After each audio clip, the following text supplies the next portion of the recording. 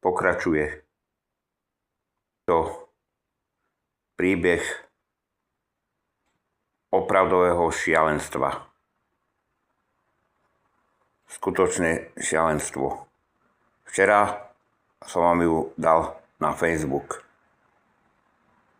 Stretla ma na ulici.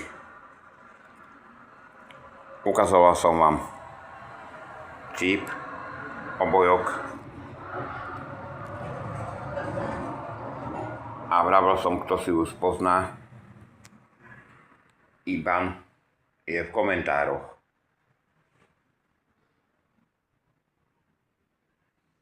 Teraz sa nemôžem ani pohnúť. Leží na mne.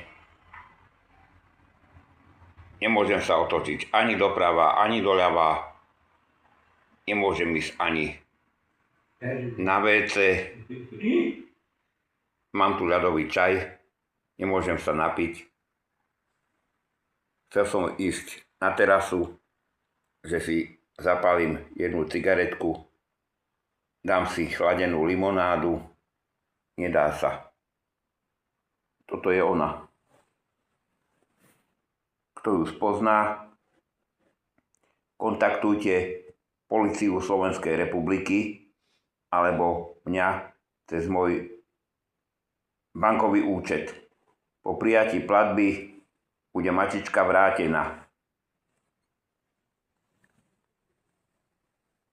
Ďakujem za zdieľanie.